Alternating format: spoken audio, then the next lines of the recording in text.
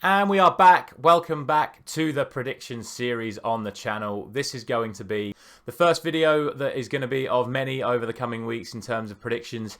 We've got the first midweek game week coming up this week, so prediction video for that will be out on Tuesday. And after that, the Champions League draw was obviously made yesterday, so we now know the groups for that. And there will be daily predictions for the Champions League as well this season.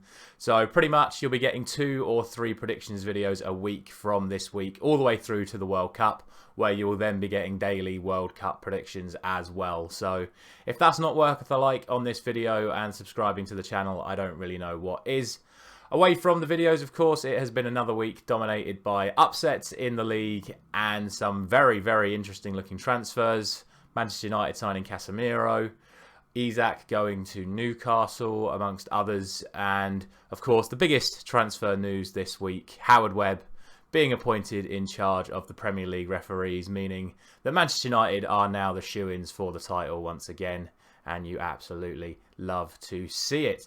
Right, let's see what happened in the results from last week and see how many points we got before looking ahead to this week's fixtures. So, this is what I went for last week, and these were the results. Another tough week, to be honest, but it just shows how tough the Premier League is right now. Southampton winning at Leicester, Leeds thrashing Chelsea at home, Newcastle getting a 3-3 draw against Man City, Brighton winning at West Ham, and obviously the result that I'm most pleased with, even though I didn't predict it, United beating Liverpool.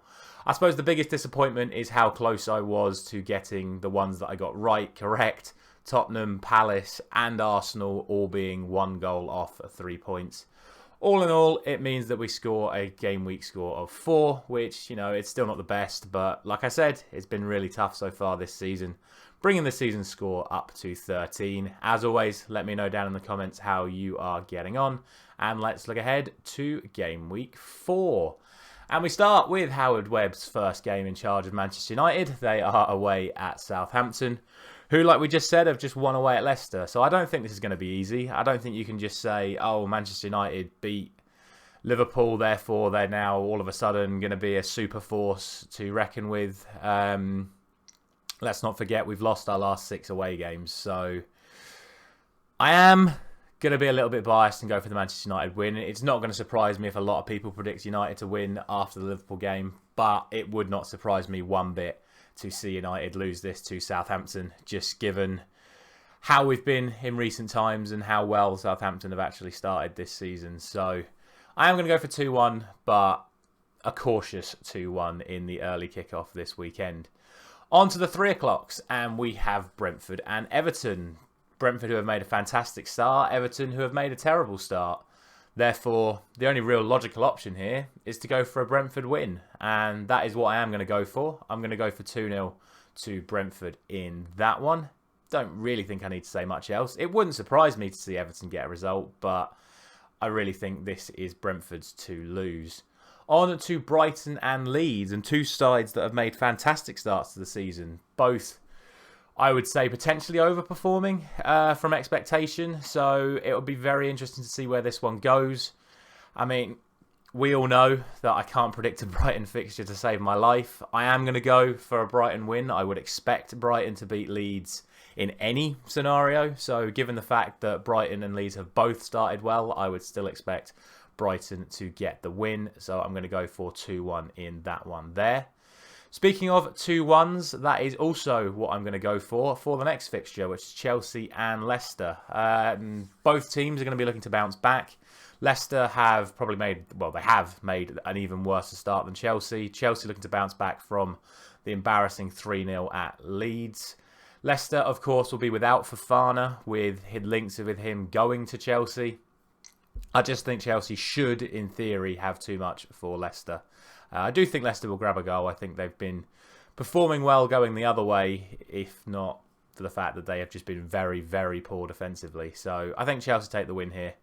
2-1 I am going for. Now, on to the side that have made their worst start in Premier League history. Sitting in 16th in the league, we have Liverpool up against Bournemouth. And I mean, I'd be lying if I said it wouldn't be hilarious if they failed to get their first win again here, but it would be a shock, in my opinion, if Liverpool don't win this one. surely they have to get it right eventually. Nunez should be back from his headbutt, and we shall see. But there is no way I'm not predicting Liverpool to win this one comfortably. It is against the newly promoted side, and they're at reasonably full strength other than a couple of midfielders. So I'm going to go for 3-1 to Liverpool. I still think the way they're defending at the moment, there are definitely areas Bournemouth can exploit. So I'm going to go for 3-1 and leave it at that. Next up, we have Manchester City up against Crystal Palace, a fixture that has caused a few upsets in recent years. Palace have won at City twice, I think, in the last 4 years. Obviously, that incredible Andros Townsend goal a couple of years ago as well. The way City have started, the way Palace have started, I can see this being a very entertaining game. But again, you cannot back against City at home against a team that is, with the greatest of respects to Crystal Palace, below their status. I'm going to go for 3-0.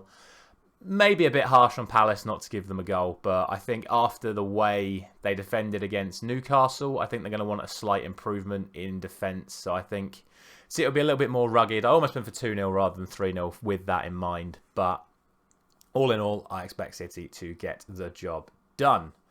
Finally, on Saturday, we have Arsenal and Fulham. And, I mean, again, you have to go for an Arsenal win here, I feel. Fulham definitely have the means of hurting Arsenal. They've looked pretty good in their opening fixtures, but if you're talking about a team that's looked pretty good in their opening fixtures, you can't look past the team that are top of the league and have won all 3 games so far. I expect them to do the same here. I'm going to go for 3-0 to Arsenal. I could see this potentially being more if they get a couple of early goals like they did against Bournemouth, but we shall see, and I'm going to go for 3-0. On to Sunday's fixtures, and we start with Aston Villa and West Ham. Two sides that I think have made poor starts to the season, in particularly West Ham, yet to score, of course, in the league so far this season. I expect them to get over that hurdle here, but given the way they've been playing and given the fact that Aston Villa have been scoring reasonably well, I am going to give Aston Villa the win, and I'm going to go for a 2-1 win for them there. Again, I think this is one where literally any scenario is possible. If West Ham turn up, I think they're a better team than Aston Villa. But given the way they've started, that is why I'm going to go for the Aston Villa win.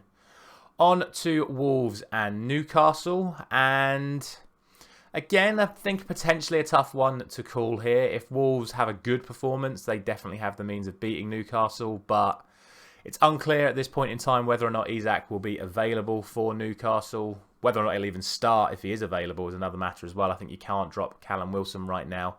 And the way they play against Man City, I think if they can reproduce that level of performance against Wolves, it should be a game that Newcastle should be taking. Therefore, I am going to go for a 2-1 win for Newcastle in that one. A lot of 2-1s this week. I think, again, it is a very tough week to call. Therefore, 2-1s are usually the go-to scoreline. And finally, the main event of the weekend sees Nottingham Forest at home to Tottenham. Not really a lot, I think, can be said about this one. Tottenham, in theory, on paper, are a much better team than Nottingham Forest. Forest set to make their 19th signing today, which is just absolutely unbelievable, which looks like it'll be the former Spurs player, Serge Aurier. I can't see this going any other way other than the Spurs win. I think it'll be a relatively slow game, both sides playing 3-4-3s, so chances of cancelling each other out. I think it will just come to overall quality on the pitch, which edges it in Spurs' favour. So I will be going for a 2-0 win for Spurs in that one there. And that is going to be it for this weekend's video. Like I said, prediction videos are going to be coming thick and fast over the coming weeks. If you've not seen my fantasy football video yet for this weekend, link to that will be available on screen shortly. And I will be back once again with the predictions on Tuesday for Game Week 5. Let me know down in the comments what you think is going to be happening this week. And thank you very much for watching.